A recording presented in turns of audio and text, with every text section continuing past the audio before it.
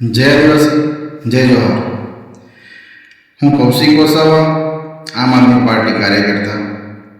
મિત્રો, આ વિડીયોમાં હું એ જણાવવા માગું છું, થોડા દિવસ પહેલાં ચૈતર વસાવાના સમર્થનમાં આવેલી પબ્લિક અને કલેક્ટર ઓફિસે આવેદનપત્ર અમે આપવા ગયેલા ત્યારની વાત છે. એક મહિલાએ એટલી જબરજસ્ત વાત કરી છે મિત્રો કે તમે પણ જોતા રહીશો. એ હું આ વિડીયોમાં એમનો વિડીયો એડ કરવાનો છું, તો વિડીયોમાં બન્યા રહેજો મિત્રો. અને જે ચૈતર વસાવાના સમર્થનમાં આવેલી જે પબ્લિક હતી એ કોઈ ભાડાની પબ્લિક નથી મિત્રો. એ પબ્લિક ખુદ જાતે આવેલી પબ્લિક હતી.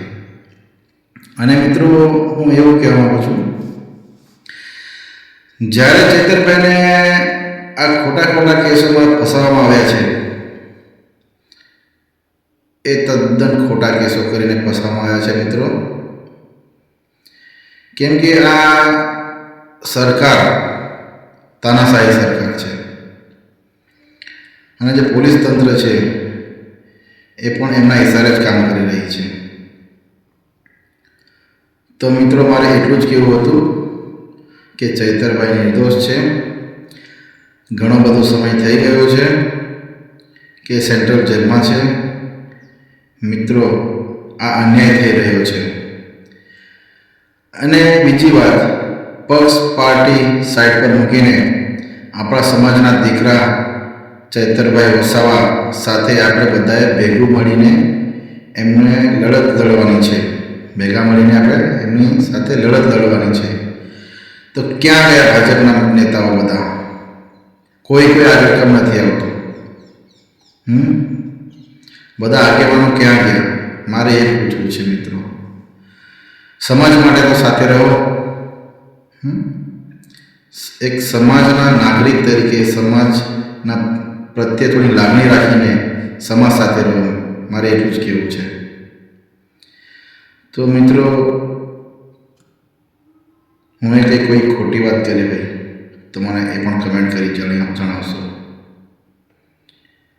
મિત્રો, આ પાર્ટી તો ઠીક છે, પાર્ટીઓ તો આવતી રહેશે જતી રહેશે, પણ સમાજ સાથે રહો. આદિવાસી એકતા રાખો મિત્રો. એકતા નહીં રાખીશું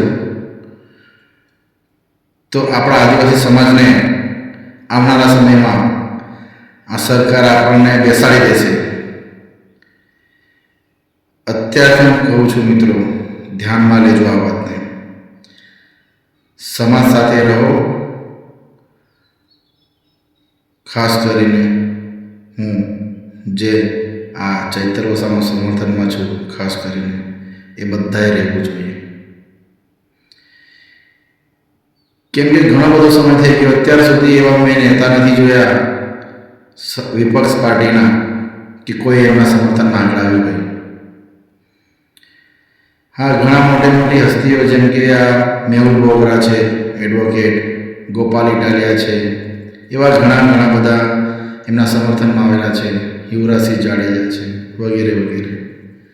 તો મિત્રો, જેમણે સમર્થન કર્યું છે, એવું નથી કે એકલા આદિવાસી સમાજ, અન્ય સમાજ, કોઈ પણ સમાજ હોય, સમગ્ર નર્મદા જિલ્લો હોય, ભરૂચ જિલ્લો હોય કે કોઈ પણ અન્ય જિલ્લો, આખા સમગ્ર ગુજરાત, સમગ્ર દેશભરમાં આ જો ચૈતર વસાવાના ચર્ચા ચાલી રહ્યા છે. એ ચર્ચા કેમ ચાલી રહ્યા છે? ચર્ચા કોના થાય મિત્રો? કે જે સચ્ચાઈની રાહ પર ચાલતા હોય, ચર્ચા એના થાય. સચ્ચાઈની રાહ પર ચાલવાવાળાને ખોટા કેસો કરીને ફસાવવામાં આવ્યા છે. તો આ ખોટું છે મિત્રો. વહેલી તકે ચૈતર વસાવાને જેલમાંથી રિહા કરે એવી મારી માંગ છે. ચૈતરભાઈ ભલે જેલમાં છે તોય છતાં અમે એમના સપોર્ટમાં છે અને રહીશું. અને મિત્રો, હું એ પણ કહેવા માગું છું, આવનારા સમયમાં, ફરી એકવાર કહું છું, આવનારા સમયમાં તાલુકા પંચાયત, જિલ્લા પંચાયત, નગરપાલિકાની ચૂંટણી આવી રહી છે. તો આપ સૌએ હવે જાગૃત થવાની તૈયારી કરવી પડશે. આપણે જાગૃત થવું પડશે. આપણે બધાએ જાગૃત થવું પડશે, પરિવર્તન લાવવું પડશે મિત્રો. જો પરિવર્તન નહીં લાવીએ તો આવનારા દિવસોમાં આપણા બાળકોનું કોઈ ભવિષ્ય નથી. હવે આપણે એક મૂકો કેજરીવાલ, એક મૂકો ચૈતર વસાવા, એક મૂકો આમ આદમી પાર્ટીને જરૂર રાખવો જોઈએ. તો મિત્રો હું આટલું કહીને વિનમું છું. જય આદિવાસી, જય જોહાર. પેલો વિડીયો મેં જેને વાત કરી હતી પેલા બહેનની, એ બહેનનો વિડીયો જુઓ મિત્રો.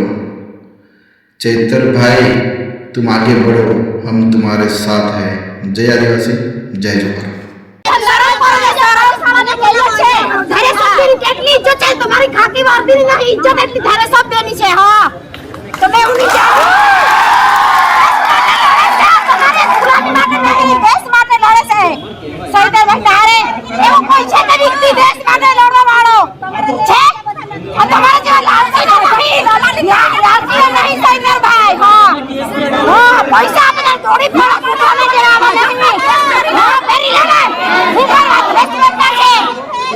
સૈદાભાઈની કેટલી ઇજ્જત છે, મારા કો તો બી રાજા છે, મારા કો તો બી રાજા છે.